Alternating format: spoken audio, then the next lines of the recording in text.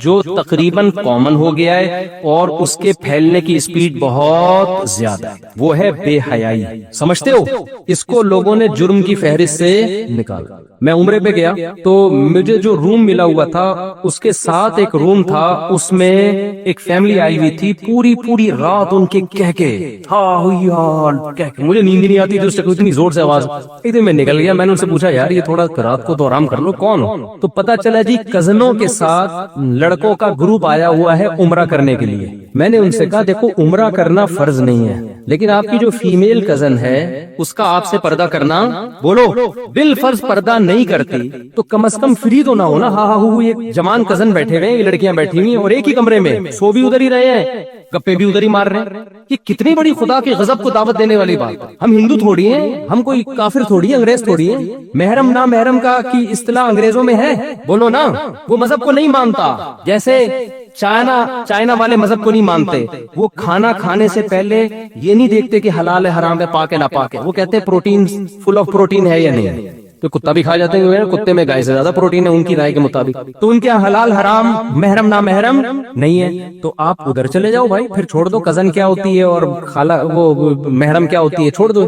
اسلام نے تو پورا ایک دیوار کھینچی ہے. اور سورہ نور میں بھی سورہ حجاب میں بھی پوری ڈیٹیل قرآن نے بیان کی ہے، یہ محرم ہے اور یہ نا محرم. لا یبدین زینتہن، عورت اپنی زینت کو ظاہر نہیں کر سکتی الا لآبائہن، سوائے اپنے باپ دادا کے سامنے، بعولتہن اپنے شوہر کے سامنے، اور ابنائی بعولتہن ابنائی بعولتہن اپنے شوہر کے بیٹے جو ستیلا بیٹا ہے. ایک ایک رشتے کا نام لے کے قرآن نے بتایا کہ ان کے سامنے زینت ظاہر کر سکتی ہو، بے تکلف ہو سکتی ہو. اس کے علاوہ ساری دنیا کے سارے مرد تمہارے لیے کیا ہے؟ نا محرم. آج ہم ماڈرن ہوتے ہوتے اتنے ماڈرن ہو گئے ہیں کہ محرم نا محرم کی ٹرم ایک مولویوں کی ٹرم سمجھی جاتی ہے، دقیانوس لوگوں کی ٹرم سمجھی جاتی ہے. کوئی نوجوان اپنی کزن سے ہنس کے بات نہیں کر رہا، رشتہ دار اسے کہے تمہاری کزن ہے یار گپ شپ لگاؤ، وہ کہے یہ میری نامحرم ہے. کیا کہتے ہیں؟ دقیانوس. پرانے خیالات. انسان کا دل صاف ہونا چاہیے. میں سمجھا پا رہا ہوں اپنی بات؟ او بھائی کیا ہو رہا ہے یہ معاشرے میں؟ خدا نہیں چھوڑے گا، دنیا کچھ نہیں، دنیا تو آپ کی اور عزت کرے گی. بڑا لبرل ہے، بڑا ماڈرن ہے، بڑا ماڈرن ہے، خدا نہیں چھوڑے گا. یہ یاد رکھو. یہ جو اللہ بھینس کے دودھ پلا رہا ہے نا ہمیں، سوکھے چارے کھلا کھلا کے بیچ سے خربوزے نکال رہا ہے، اس کا اللہ ہم سے قیمت لے گا. پوری قیمت نہیں، صرف اتنی کہ تم نے شکر ادا کیا. کہ پوری قیمت تو کوئی بھی نہیں دے سکتا. اللہ اتنا پوچھے گا کہ خربوزے کھا کے اور میری نعمتیں صبح شام کباب پراٹھے کھا کے، کمبختو میں نے تمہیں یہ بتایا تھا کہ یہ محرم ہے یہ نامحرم ہے، یہ فرق تم نے کیا کہ نہیں کیا. اگر آپ لبرل بن رہے ہو، خدا کو آپ کے اسلام کی کوئی ضرورت نہیں ہے. تو مجھے بڑا تعجب ہوا کہ یار اب عمرے جیسے مبارک سفر میں بھی یہ ہو رہا ہے. کزن وہ پوری رات کہہ کے لگ رہے ایک کمرے میں. تو میں نے ان سے کہا، میں نے کہا اول تو کزن کو چاہیے اپنے میل کزن سے پردہ کرے. پردہ نہیں کرتی، بے تکلف تو نہ ہو نا. بے تکلف بھی ہوتی ہے تو اس سفر میں تو نہ ہو، کم از کم اس سفر میں تو نہ ہو. یہ تو عمرے کا سفر ہے. مذہب چند رسومات کا نام رہ گیا ہے جو اسلام کی. یہ پتہ ہے کیا ہے؟ اس بے حیائی سے آہستہ آہستہ ہمارا فیملی سسٹم کیا ہو جائے گا؟ تباہ. گورے آج جو گدے گھوڑوں والی زندگی گزار رہے ہیں نا، ابا کہیں نہیں پتا، ان کے تو خالہ چچا ہی نہیں ہوتی. کبھی سنا اوباما صاحبہ کی خالہ ہی نہیں ملنے کے لیے عید پہ بلایا انہوں نے اس کو؟ ہوں گی، مجھے میں اتنا بڑا الزام نہیں لگاتا کسی پہ، لیکن کوئی ویلیو نہیں ہے ان کے. تو یہ آہستہ آہستہ جو بے تکلفیاں ہو رہی ہیں نا براڈ مائنڈڈ بن کے، اس کی سزا آپ کی نسلوں کو بھگتنی پڑے گی. کیونکہ یہ براڈ مائنڈڈ بڑھتے بنتے آپ پھر وہ حدود آہستہ آہستہ کراس کرو گے جو آج آپ برا سمجھ رہے ہو جس کو، لیکن کل وہ حدود کراس ہوں گی. یونیورسٹیوں میں فیمیل ٹیچرز پڑھا رہی ہیں، لڑکے ان سے فری ہو رہے ہیں، وہ گپ شپ لگا رہے ہیں، کہہ رہے ہیں براڈ مائنڈڈ، ہماری نیت صاف ہے. آپ کی نیت صاف ہو یا نہ ہو، آپ کو نامحرم سے فری ہونے کی اجازت اللہ نے آپ کے لیے، آپ کی دلچسپی کے لیے صرف اور صرف آپ کی بیوی کو بنایا ہے. اس کے علاوہ اللہ نے آپ کے لیے کسی اور کو نہیں بنایا.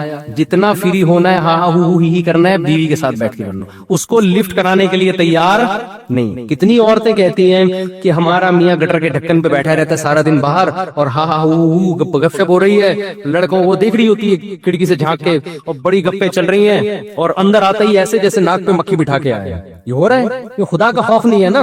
بیوی سے مسکرا کے بات کرنے پہ صدقے کا ثواب ملے گا, سالی سے مسکرا کے بات کرنے پر کوئی ثواب بولو نہیں ہے, کوئی ثواب نہیں. تو ہمارا خاندانی نظام آہستہ آہستہ کیا ہو رہا ہے؟ تباہ. اور خواتین کہتی ہیں ہمیں پردہ نہیں کرنا. بھئی آپ جب دفتروں میں لڑکوں کے ساتھ بیٹھ کے جاب کرو گی تو جو میرڈ لڑکا ہے نا اس کی اپنی گھریلو لائف کیا ہوگی؟ خراب ہوگی. وہ آپ میں زیادہ دلچسپی لے گا, بیوی اسے بوجھ لگے گی. اور آپ میں بھی دلچسپی انٹرٹینمنٹ کے لیے لے گا, شادی کرنے کے لیے نہیں لے گا. چاہے میرے 4 شادیوں پہ 100 بیانات سنے ہوئے اس نے, پھر بھی نہیں لے گا. وہ بیان سن کے انجوائے کرے گا, باقی کہے گا چھوڑو یار, ایک کی ٹینشن اتنی ہے کہ روزانہ آلو پیاز ٹماٹر لانے پڑتے ہیں تو پھر 4 دفعہ لانے پڑیں گے. تو اللہ نے عورت کو پابند کیا کہ وہ پردہ کرے اور مرد کو پابند کیا کہ وہ نامحرم سے فری بولو مت.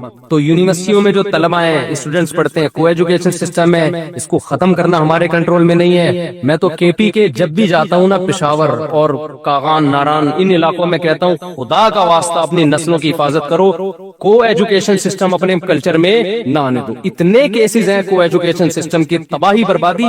ماں باپ یہ سمجھ رہے ہوتے ہیں ہماری بچی اتنی نیک صالح, اس کو نہیں پتا کہ وہ پروفیسر ہو, اس کو غلط استعمال کر رہے ہیں. ایسے کیسز آئے ہیں, 20 سال کی لڑکی 45 سال کا پروفیسر 1 سال سے اس کے ساتھ بدکاری کر رہا ہے, اور لڑکی ایسے گھر کی کہ باپ سمجھ رہا ہے اس سے زیادہ میری بیٹی سے زیادہ نیک کوئی ہو نہیں سکتا. یہ کیسز ہے. بیوقوف بنانا لڑکیوں کو کوئی مشکل کام نہیں ہے. ہو سکتا ہے اس نے چھپ کے نکاح کر کے کر رہا ہو, لیکن یہ بھی تو غلط ہے نا.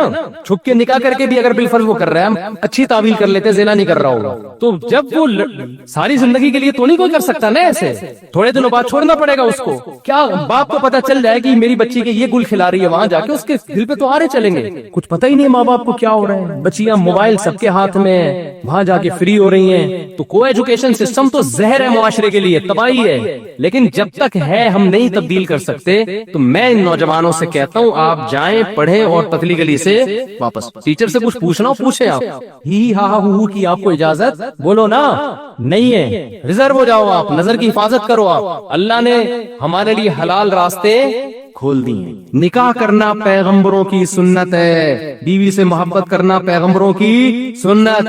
ہمارے نبی جب گھر میں آتے مسکراتے چہرے کے ساتھ آتے تھے. آج دفتر میں جب کسی کلیگ سے بات ہوتی ہے نا, جو لیڈی ہو, بہت مسکراتے چہروں کے ساتھ بات ہوگی, اور جب گھر میں آتے ہیں تو بیگم کے ساتھ بات کرنے کا ٹائم ہے ہی نہیں. ہوتا ہے شروع میں 1-2 مہینے بڑے اچھی انجوائے کرتے ہیں لائف کو, گھوم رہے ہیں. اب تو فیس بک پہ تصویریں بھی ڈالنا شروع کر دی اپنی بیگم کی. اس کا بھی عورت کو نقصان ہو رہا ہے. یہ جو ہمارے معاشرے میں کلچر ہے نا اپنی بیویاں دکھانے کا, کیونکہ لڑکے یہ کام کرتے ہیں شو مارنے کے لیے. اس سے نقصان یہ ہوتا ہے کہ کسی کی بعض دفعہ انسان کو کوئی کم صورت والی لڑکی پسند آ رہی ہوتی ہے کسی بھی وجہ سے. ایسا بھی ہوتا ہے کہ اخلاق اچھے ہیں, خاندان اچھا ہے, کوئی بات نہیں, شکل اچھی نہیں ہے, عمر بھی زیادہ, میں کر لیتا ہوں. ایسا بہت ہوتا ہے. لیکن اب لڑکے اس چکر میں نہیں کرتے کہ یار دوستوں کو ہم تصویر کیا دکھائیں گے, دوست مذاق اڑائیں گے, فیس بک پہ ہم کیا ڈالیں گے. اللہ نے چھپا دیا تھا نا کہ بیوی ہے, اس کو کیا کرنا ہے, یہ تمہارے گھر کی زینت ہے, اس کو چھپاؤ. دوستوں کے سامنے اس کو دکھانے کی ضرورت نہیں ہے. تو انسان کہتا ہے بھائی میں محبت کرتا ہوں, مجھے ہمارے ایک دو جاننے والے تھے, ان کی وائف بہت ہی بدصورت, تو میرے ایک دوست گئے ان کے گھر کھانا کھانے کے لیے اور کہا یار تم اتنے حسین جمیل آدمی ہو, تم نے بیوی کیا کیا لے کر آ گئے نا, وہ تمہاری تو وائف خوبصورت, وہ پوری دنیا کو دکھا رہے تھے وہ. تو بیگم صاحبہ نے کہ کھانا بنایا, اتنا مزے کا کھانا تھا, یہ انگلیاں چاٹتا رہ گیا نا, 2 انگلیاں چاٹتا رہ گیا. یار یہ کھانا کیسے, میں اس نے کہا میری بیگم نے بنایا. کہہ رہے میں نے اس لیے شادی کی ہے. تو انسان کوئی بھی خوبی دیکھ لیتا ہے, کبھی خاندان دیکھ لیتا ہے, کبھی شرافت دیکھ لیتا ہے. بعض دفعہ انسان کا معیار کچھ اور ہوتا ہے. آپ کو بدصورت لگ رہی ہے لیکن اس کو کیا لگ رہی ہے, خوبصورت لگ رہی ہے. تو جب چھپاؤ گے تو یہ تمام مصلحتیں حاصل ہوں گی. جہاں عورت کی نمائش والا کام ہو گیا تو پھر پورا محلہ جب تک خوش نہیں ہوگا نا, آپ اس وقت تک بیوی نہیں لے کر آؤ. وہ ہے نا کہ وہ ایک چھوڑو بھی زیادہ لطیفے ہو جاتے ہیں, پھر وہ افورڈ بھی نہیں کر سکتے. تو ہمارے معاشرے کا جو سب سے بڑا المیہ ہے وہ کیا ہے, بے حیائی.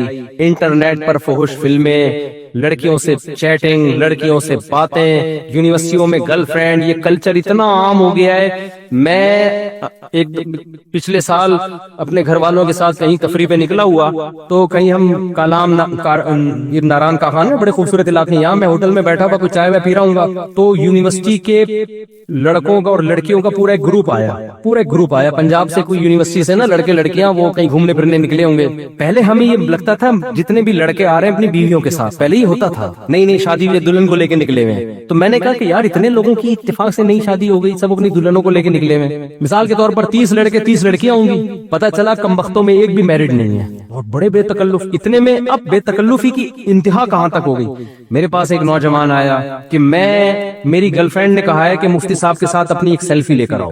وہ ان کی گرل فرینڈ کہیں میرا بیان سنتی ہوگی, مفتی صاحب کے ساتھ اپنی ایک یادگار سیلفی لے کر آؤ. میں نے ان کو تو کچھ نہیں کہا, لیکن مجھے لگا کہ معاشرہ بھی اتنا خراب ہو گیا ہے نا کہ ایک آدمی ایک مولوی سے عقیدت بھی کر رہا ہے, سیلفی بھی لے رہا ہے, لیکن اسے مولوی کے سامنے یہ بتاتے ہوئے شرم نہیں آ رہی کہ میں ایک ہفتے کے ٹور پہ, جس میں راتیں بھی گزارتے ہوں گے ظاہر ہے, میں اپنی گرل فرینڈ کو لے کے نکلا ہوں. اس کا مطلب یہ چیز اب ہمارے معاشرے میں بری. مولوی کو تو لوگ 100 دفعہ سوچتے ہیں نا, اب یہ ایسی چیز ہو گئی کہ مولانا صاحب کو بتا دی تو مولانا صاحب کہیں گے ہو کوئی بات نہیں, کوئی بات. گرل فرینڈ اب خیال رکھیے گا بھابھی کا. اچھا, اس نے مجھ سے دوسری بات یہ کی کہ میری گرل فرینڈ نے کہا ہے کہ مفتی صاحب سے کہو کہ کوئی نصیحت کر دیں. اب دیکھیں وہ بیچاری تھوڑی سی دین پہ تھی نا, لیکن معاشرہ اتنا خراب ہو گیا ہے, سوسائٹی یہاں تک پہنچ چکی ہے کہ جس کو علماء سے محبت بھی ہے نا وہ بھی ان چیزوں کو برا نہیں سمجھ رہے. میں نے اس سے کہا کہ آپ اپنی گرل فرینڈ کو جا کے کہیں کہ اب میری طرف سے نصیحت ہے کہ بوائے فرینڈ کو چھوڑ دیں آپ. میں نے یہی نصیحت کی. میں نے کہا فی الحال اس سے بڑا جرم آپ نہیں کر رہی کہ ایک نامحرم آدمی کے ساتھ آپ ٹریولنگ کر رہی ہو. ہمارے نبی نے تو عورت کو محرم کے بغیر سفر کرنے کی اجازت نہیں دی اکیلے, اور آپ باقاعدہ نامحرم اور جوان ہو کے پوری بس جا رہی ہے. خوب سمجھ لو غیر مسلم پہ دنیا میں عذاب نہیں آتے. مسلمانوں میں جب کوئی گناہ پھیلتا ہے نا تو اللہ اس کی دنیا میں سزا دیتا ہے. جو ہمارے اوپر جو اتنے عذابات کیے, کافروں کو کچھ نہیں ہوتا, کافروں کو تو ان کے لیے تو آخرت ہے, مسلمان کو دنیا میں سزا ملتی ہے. تو خدا را ایک فیصلہ کرو, یا تو بے شرم بن جاؤ یا با حیا بن جاؤ. اور اللہ آپ کے جذبات کچلتا نہیں ہے. اللہ کہہ رہے گندا راستہ ہے اور ایک پاکیزہ راستہ ہے. گندے راستے کو چھوڑ دو, پاکیزہ راستے پہ آ جاؤ. پاکیزہ راستہ کیا ہے؟ نکاح والا راستہ. اور اس راہ میں نکاح شادی بیاہ میں جو ٹینشن آئے نا کہ خرچہ بڑھے گا, اللہ پہ توکل کر کے اس کو برداشت کرو. موسیٰ کلیم اللہ, حضرت موسیٰ علیہ السلام کا واقعہ قرآن بیان کرتا ہے. اللہ کے کلیم انتہائی مقرب پیغمبر, انہیں جب لڑکی کے والد نے, ان کی زوجہ کے والد نے کہا کہ میں اپنی بیٹی آپ کو دوں گا اس شرط پہ کہ آپ 10 سال بکریاں چراؤ, کتنا بھاری بھرکم مہر تھا. حضرت موسیٰ نے شادی کو ترجیح دی اور 10 سال بکریاں چرانے کے عمل کو قبول کر لیا, کیونکہ وہ نکاح کی اہمیت جانتے تھے. پیغمبروں نے نکاح کرنے کے لیے بڑی پریشانیاں اٹھائی ہیں, اور آج رشتہ مل رہا ہوتا ہے, لڑکا نکاح کرنے کے لیے تیار نہیں ہوتا کہ میں پہلے اپنے پاؤں پہ کھڑا ہو جاؤں, میں اسٹیبل ہو جاؤں. دیکھو خوب سمجھ لو, نکاح ہماری باڈی کی ریکوائرمنٹ ہے, یہ صرف سوسائٹی کی ریکوائرمنٹ نہیں ہے. اگر آپ کو شدید بھوک لگ رہی ہے, آپ یہ کہہ کے کھانے سے اوائڈ کرو گے کہ پہلے میں ذرا اسٹیبل ہو جاؤں پھر میں پراٹھے کھاؤں گا. آپ کہو گے یار جب تک میں کھاؤں گا نہیں میں اسٹیبل ہو نہیں سکتا, کیونکہ بار بار بھوک مجھے تڑپائے گی, ترسائے گی, مجھے کام نہیں کرنے دے گی. اسی طرح اللہ نے مرد اور عورت کے دل میں شہوانی جذبات رکھے ہیں, ان دونوں کا ملاپ یہ ان کی باڈی کی نیڈ ہے, ان کی فزیکل ریکوائرمنٹ ہے. یہ ریکوائرمنٹ جب تک پوری نہیں ہوگی آپ دنیا میں کوئی کام ڈھنگ سے نہیں کر سکتے. آپ آنکھ مٹکوں میں اور فوج فلموں میں ہی لگے رہو گے, اپنا ٹائم ان چیزوں میں ضائع کرو گے. تو نکاح اسٹیبل ہونے کے لیے ہوتا ہے, اسٹیبل ہونے کے بعد نہیں ہوتا. سمجھ میں آ رہی ہے کہ نہیں آ رہی ہے؟ آ رہی ہے تو عمل کر لو, نہیں آ رہی ہے تو جیسے چل رہے ہو چلتے رہو, گزارو, زندگی گزر جائے گی, مر جاؤ گے بغیر کسی پلاننگ کے, سمجھ رہے ہو. پھر جب قبر میں اللہ پوچھے گا نا مر ربو کا, کچھ تو کہیں گے میں فری تھنکر ہوں, اور کچھ جواب دے دیں گے ہاں جی اللہ کو مانتے ہیں. تو پھر اللہ کہے گا تو اللہ نے تو یہ کہا تھا, یہ کیوں نہیں کیا؟ تو آپ کہیں گے بھائی میں اسٹیبل ہو رہا تھا. وہ مولانا عباد اللہ صاحب ہے نا تبلیغ جماعت کے, بڑا پیارا ملفوظ ان کا, وہ کہتے ہیں لوگ کہتے ہیں پہلے سیٹ ہو جائیں پھر ہم دین پہ آئیں گے, پہلے سیٹ ہو جائیں نا, پہلے سیٹ ہو جائیں. تو انہوں نے کہا سیٹ آدمی جبھی ہوتا ہے جب قبر میں جاتا ہے, جب قبر میں چلا جاتا ہے اس کو لٹاتے ہیں قبلے کی طرف, کہتے ہیں اب سیٹ ہے, اب کیا ہے, اب سیٹ. تو پورا سیٹ وہیں جا کے ہوگا, اس سے پہلے تو پھدکتا رہتا ہے, یہ کر لو وہ کر لو, کبھی بھی اسٹیبل نہیں ہوتا. تو سارے کام بغیر اسٹیبل ہوئے. جو بھوک لگ رہی ہے تو آدمی کہتا ہے پہلے اسٹیبل ہو جاؤں ایکچولی. ابے بھائی کھا لے یار, اس کے بعد سوچنا, مان کے کھا لے, اگر تیرے پاس پیسے نہیں ہیں بعد میں پیسے دے دینا اس کو, یہی ہوتا ہے نا. تو اسی طرح یہ نکاح آپ کی باڈی کی ریکوائرمنٹ ہے, وہ بھائی پہلے اس ریکوائرمنٹ کو پورا کرو. ہر مرد جب بالغ ہوتا ہے اس کو بیوی چاہیے اور عورت کو اور چاہیے, یہ ہماری باڈی کی نیڈ ہے, اس کو پورا کرو. اس کے بعد پڑھائی بھی جاری رکھو, پڑھتے بھی رہو, کوئی نہیں, یہ گورے تھوڑی ہیں یار ہم, ورنہ یہی ہو جائے گا, بچے پیدا ہوں گے اور تمبو لگا رہے ہوں گے ابا اماں کی شادی میں. تو فیصلہ کرو ہم ادھر ہے یا غیر ضروری بالوں کا مردی عورت کو کسی کریم سے ریموو کرنا جائز ہے, لیکن مرد کے لیے بہتر ہے کہ وہ جو زیر ناف بال ہیں ان کو بلیڈ سے صاف کرے, اور خواتین کریم یا کوئی ایسا جیسا پاؤڈر وغیرہ استعمال کریں. خواتین کے لیے بلیڈ کا استعمال خلاف سنت ہے. اور یہ جو بغلوں کے بال ہیں ان کو نوچنا سنت ہے. یہ جو بلیڈ سے صاف کرتے ہیں نا یہ اور گھنے پیدا ہو جاتے ہیں. آپ کہیں گے نوچیں کیسے, کھال ادھڑ جائے گی. تو وہ چونکہ بلیڈ سے صاف کر کے اتنے سخت بنا دیے ہوتے ہیں کہ اب نوچنا ممکن نہیں. تو اس کے لیے ویکس وغیرہ لگا کے نا وہ کپڑے سے کھینچیں تو بال جڑ سے اکھڑنا شروع ہو جائیں گے. تو پھر کچھ دنوں میں وہ بالوں کی جڑیں نرم ہو جائیں گی, پھر نوچنا کیا ہوگا, آسان. تو نوچنا بغلوں کے بالوں کا مرد کے لیے بھی عورت کے لیے بھی سنت ہے. اور ایک تو ثواب ہے نوچنے کا, سنت پوری کرنے کا. دوسرا اس کا فائدہ یہ ہے کہ بال پھر جلدی نکلتے بھی نہیں ہیں, اور جو نکلتے ہیں وہ بھی کیا ہوتے ہیں, بہت ہی ہلکے, اور بہت جلدی پھر وہ ہمیشہ کے لیے ختم بھی ہو جاتے ہیں. سمجھ رہے ہیں بات. جبکہ بلیڈ سے اگر بغلوں کے بال صاف کریں گے تو وہ اور زیادہ بڑھتے چلے جائیں گے, پورا تھائی لینڈ کا جنگل بن جاتا ہے. ہمارے فرماتے ہیں کہ مزدور بہت سے لوگ تو صاف کرتے ہی نہیں نا بلیڈ سے نا, تو فرماتے ہیں ہمارے حضرت کہ ایک ہمارے گاؤں کا ٹریکٹر ملازم تھا, وہ جو ہے نا وہ لیٹر ٹریکٹر صحیح کرنے کے لیے. تو حضرت تو بہت ہی نفیس تھے نا صفائی میں. ہمارے میں صفائی کی ان کی قصہ, ان کی حضرت کی نظر پڑ گئی اس کی بغلوں, بہت پریشان. فرمایا ایسا لگ رہا تھا کہ جوئیں اور کھٹمل کبڈی کھیل رہے ہیں. ٹھیک ہے, تو پورے تھائی لینڈ کے جنگل بن جاتے ہیں. تو صفائی کیا کرو اللہ کے بندو, بہت ضروری ہے یہ. دیکھیے ہم لوگ قرآن مجید کو نا صرف ایک عام آسمانی کتاب کی حیثیت سے دیتے ہیں. عام آسمانی کا مطلب یہ ہے کہ ہر مذہب کے پاس کچھ کتابیں ہوتی ہیں, ہندوؤں کی گیتا ہے اور سکھوں کی بھی ہے. تو ہم قرآن کو نا صرف اس حیثیت سے دیکھتے ہیں کہ بس ایک نماز روزے کی کتاب ہے. ایسا نہیں ہے. 1400 سال پہلے کتاب نازل ہوئی اور 1400 سال تک محفوظ رہی, جبکہ اس زمانے میں کتابوں کا رواج نہیں تھا. نہ صرف یہ کہ وہ محفوظ ہے, آپ بتاؤ کوئی 1400 سال پرانی کوئی ایک تحریر ایسی ہے جس کے بارے میں تاریخ دان یقینی طور پہ کہیں کہ یہ 1400 سال پرانی تحریر ہے اور یہ ہم یقین سے کہہ سکتے ہیں. کوئی ایسی کوئی کتاب تو دور کی بات, کوئی ایک صفحہ دکھا سکتا ہے؟ دعوے ہوتے ہیں کہ یار وہ پہاڑوں سے کوئی تحریر نکلی ہے, اس کو کچھ لکھا ہوا ہے کیا ہے پتہ ہی نہیں کیا لکھا ہوا ہے, لیکن شاید کچھ لکھا ہوا ہے. تو یقینی طور پر کوئی ایک پیج بھی ایسا نہیں ہے جو 1400 سال پرانا ہو اور آج ہم کہیں کہ یار یہ 100% یہ 1400 سال پہلے کسی نے لکھا تھا اور وہ آج ہمارے پاس موجود ہے. ایک بھی میرا خیال ہے کوئی ایک لائن بھی ایسی نہیں ہوگی. کیا سارائیاں ہیں. آپ خود سوچیں نا یار, کون سی ایسی کتاب ہے جو الحمد سے لے کے والناس تک محفوظ ہے؟ کیا ہے اس میں ایسا؟ کیا یہ انسان کے بس میں ہے کہ وہ ایک کتاب 1400 سال پہلے لکھے اور 1400 سال تک وہ محفوظ رہے؟ مسلمانوں کے اتنے فرقے بن گئے, اتنی لڑائیاں ہو گئی, جائز ناجائز, رفع الیدین کرنا ہے نہیں کرنا ہے, آمین زور سے کہنی, آہستہ کہنی ہے, وہ دائرہ اسلام سے خارج, وہ دائرہ اسلام میں داخل, یہ حلال یہ حرام. وہ کہہ رہے کچھ لوگ ہیں پورے ٹنڈ کروا کے رکھتے ہیں, کچھ پٹے والے بال رکھتے ہیں, کسی کا ہے کہ داڑھی رکھو, 20 قسم کے پھڈے. پگڑیوں میں اختلاف, ہری پگڑی پہننی ہے, وائٹ پگڑی پہننی ہے, پہننی بھی ہے کہ نہیں پہننی ہے. کچھ لوگ ٹوپی کے بھی قائل نہیں ہیں, ایسے بھی فرقہ ہے کہ ٹوپی نہیں پہننی ہے, ٹوپی صرف کرانی ہے پہننی نہیں ہے. لیکن بھائی جتنے بھی مسلمانوں کے فرقے ہیں اس پہ سب متفق ہیں, قرآن یہاں سے شروع ہوتا ہے اور والناس پہ الحمد سے شروع ہوتا ہے, والناس پہ ختم. کیا یہ نیچرلی خود بخود ہو سکتا ہے؟ بھائی لڑ رہے تھے تو اس پہ بھی لڑ لیتے, کیا خیال ہے بھائی؟ اس کا مطلب یہ کوئی اور طاقت ہے جس نے اس پہ لڑنے, جملہ آپ لوگوں نے کمپلیٹ کرنا ہے, اس پہ لڑنے نہیں دیا, لڑائی ہونے نہیں دی. اس میں وجہ اس کی ہے کہ اس میں اختلاف ڈل جاتا ہے نا, تو پرابلم یہ ہوتی کہ پھر اللہ جو بندوں سے چاہتا ہے نا اسی میں بندے کنفیوز ہو جاتے ہیں کہ وہ ہم سے چاہتا کیا ہے. اور آپ قیامت کے دن کہہ سکتے تھے کہ اے اللہ میں نے ڈائریکٹ تو تجھے دیکھا نہیں, میرے پاس جو تیرا انٹروڈکشن پہنچا وہ آسمانی کتابوں کے ذریعے پہنچا, بائبل کے 20 نسخے تھے, پتہ ہی نہیں چل رہا تھا اس میں تیری والی کون سی ہے اور سچی مچی والی کون سی. مولویوں کے پاس جاتا تھا تو ہری پگڑی والے الگ تھے, سفید والے الگ تھے, اور آج کل تو بڑے لبرل قسم کے مولانا بھی آ رہے ہیں بالکل سوسائٹی کے حساب سے, یعنی بالکل ایسا لگتا ہے کہ مولانا ٹائپ کی چیز کوئی ہے بھی کہ نہیں ہے. تو 20 قسم کے مسئلے تھے, ہمیں کیا پتا بھائی کون صحیح تھا. اور تیری کتاب جو جس کے بارے میں یہ دعویٰ کیا گیا یہ تیری کتاب ہے, وہ مولوی کہتا تھا یہ والی کتاب ہے, دوسرا مولانا کہتا تھا یہ والی کتاب ہے, تیسرا مولانا کہتا تھا یہ والی کتاب ہے.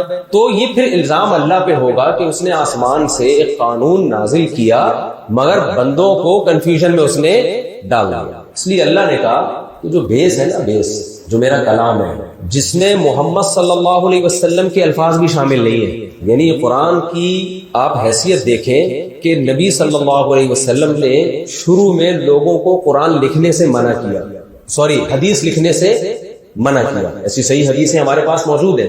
کیوں منع کیا بھائی؟ تاکہ ایسا نہ ہو کہ یہ مکس ہو جائے قرآن میں، یعنی میری باتیں مکس ہو جائیں کس میں؟ قرآن میں. صحیح حدیث میں یہ بات موجود ہے کہ صحابہ کرام پہلے نبی صلی اللہ علیہ وسلم کی حدیث لکھا کرتے تھے. آپ نے فرمایا لا تکتبو، مت لکھو. بعد میں آپ نے اجازت دے دی. پورا حجۃ الوداع کا خطبہ آپ نے لکھوایا، پھر محدثین نے حدیثیں لکھی. شروع میں منع کیا، وجہ یہ تھی کہ ایسا نہ ہو کہ کچھ چمڑوں پہ قرآن لکھا ہوا ہو، کچھ پہ کسی نے میری بات لکھ دی ہو اور وہ سب آپس میں کیا ہو جائیں؟ مکس. تو بھائی سوال پیدا ہوتا ہے اگر بالفرض مکس ہو بھی گئی تو کیا معاذ اللہ نقل کفر نبی کوئی غلط بات کریں گے؟ بھائی وہ بھی صحیح بات ہی ہوگی نا جو قرآن میں مکس ہوگی. وہ بھی نماز روزے کا ہی حکم ہوگا. پیغمبر صلی اللہ علیہ وسلم قرآن کے خلاف تو کوئی بات نہیں کہیں گے نا. لیکن نہ ایک کتاب ایسی ہونی چاہیے جس میں بشریت کی، انسان کی، کہ اپنے الفاظ کی بھی آمیزش نہ ہو. حالانکہ قرآن نے ہی ہمیں بتایا کہ محمد صلی اللہ علیہ وسلم جو کچھ کہتے ہیں وہ اپنی مرضی سے نہیں، ان ہوا الا وحی یوحا. یہ جو ان کی جو ورڈنگ ہے، الفاظ ان کے ہیں، جو مضمون ہے، جو آرڈر ہے وہ میرا ہے. کبھی حدیث پر بھی عمل اسی طرح لازم ہے جیسے قرآن پہ عمل لازم ہے. اس کے باوجود حدیث کو قرآن میں پیغمبر صلی اللہ علیہ وسلم نے مکس ہونے نہیں دیا، مکس نہیں ہونے دیا. بالکل اس کو سیپریٹ رکھا گیا ہے. بھائی ایک کلام ایسا ہو جو براہ راست کس کا ہے؟ اللہ. اگر نبی صلی اللہ علیہ وسلم کو یہ اختیار ہوتا کہ آپ اس میں تھوڑی بہت زبر زیر پیش کی چینجنگ کر لیں تو مشرکین نبی صلی اللہ علیہ وسلم کے پاس آئے اور کہنے لگے کہ تھوڑی بہت آپ چینجنگ کریں، کچھ آپ ہماری مانیں، کچھ اپنی مانیں. تو قرآن میں کیا الفاظ نازل ہوئے؟ قل ما یکون لی ان ابدلہ من تلقاء نفسی. ان سے کہہ دیں کہ یہ میرے پاس یہ اتھارٹی نہیں ہے کہ میں اس میں اپنی طرف سے کوئی چینجنگ کروں، بلکہ ان اتبع الا ما یوحى الی انی اخاف ان عصیت ربی عذاب یوم عظیم. مجھے خطرہ ہے کہ اگر میں نے ان احکام کو فالو نہ کیا تو جیسے تمہیں عذاب کا خطرہ ہے اسی طرح مجھے بھی عذاب کا خطرہ ہے. تو کتنی بڑی دلیل ہے. دیکھو معاذ اللہ نقل کفر، کوئی شخص جھوٹی نبوت کا دعویٰ کرے، جب بھی کوئی شخص جھوٹ بولتا ہے تو اس کے پیش نظر دو چیزیں ہوتی ہیں. یا تو وہ سوسائٹی میں بڑا بننا چاہتا ہے، جیسے سیاستدان جھوٹ بولتے ہیں، سچ بھی بولتے ہیں یقیناً، لیکن زیادہ تر کیا چل رہا ہوتا ہے؟ جھوٹ ہی چل رہا ہوتا ہے نا. ووٹ ملے ہمیں اور ہم کیا بن جائیں؟ بڑے بن جائیں. ہے ایسا؟ یا کوئی پیسوں کی لالچ ہوتی ہے. ایسا ہی ہے. نبی صلی اللہ علیہ وسلم کی جب نبوت کو لوگوں نے ماننا شروع کر دیا، شروع میں تو نہیں مانتے تھے، جب ماننا شروع کر دیا، آپ صلی اللہ علیہ وسلم مدینہ گئے اور لوگ ایمان لے آئے، پورا مدینہ تقریباً مسلمان ہو گیا، آپ کو سب کچھ مان لیا، آپ کے نام پہ جان قربانی کرنے کے لیے تیار ہو گئے، بدر میں گردنیں کٹا دی، احد میں شہید ہو گئے. اب یہ ایسا وقت تھا کہ آپ صلی اللہ علیہ وسلم معاذ اللہ نقل کفر اگر یہ دنیا کی لالچ میں کرتے تو پھر آپ صحابہ کو حکم دیتے میرے سامنے سجدہ کرو، کیونکہ صحابہ نے آپ سے پرمیشن لی کہ یا رسول اللہ ہمیں اجازت دیں ہم آپ کے سامنے سجدہ کریں.